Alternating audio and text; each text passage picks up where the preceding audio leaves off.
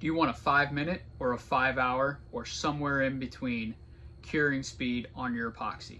How fast is too fast or how fast is too slow?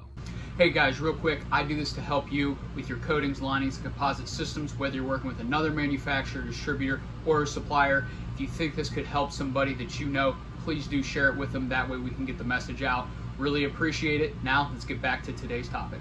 Curing speed is a hot topic with epoxies, especially because there's so many different numbers and so many different types of epoxies. What we like to do is first decide what is the application at hand. If we're doing quick repairs, we always err on the side of a fast curing epoxy. If we're doing something longer, say a tank where we need longer windows, we'll go with a slower curing epoxy. Sometimes we're somewhere in between where we're doing repairs, but they're not super critical, and we may fall into a slower cure. Now for you guys, fast cure could be anywhere between a 15 to a 20-minute working time with that epoxy. Your slower cures can step up into an hour, maybe 2, and then your really long pot life systems, you're getting into 3, 4, 5 hours before they're kicking over.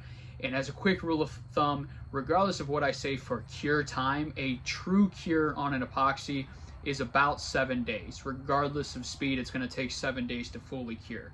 Now, in a lot of cases, we can get that mechanical cure or functional cure into an hour, maybe 2, maybe a day. It depends, but that is the big window.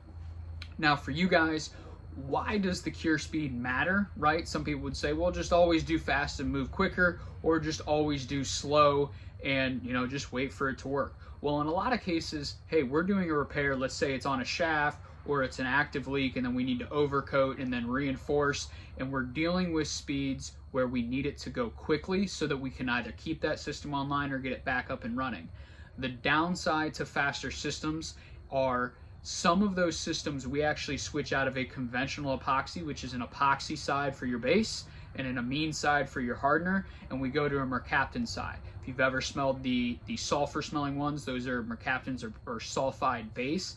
Those are very, very quick, but you lose a lot of your performance both chemically and mechanically as far as what that system can ultimately do.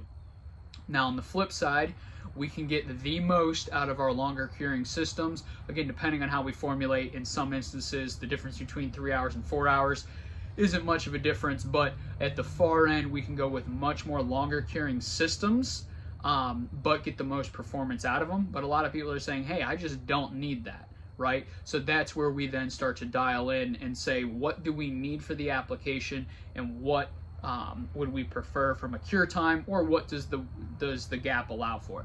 If it's a turnaround and we have 8 weeks to cure, we don't really care. If it's a turnaround and we have 1 week to get all the work done, that really means our cure window is about a day or 2. So what can we do to accelerate that but still make it usable in the field?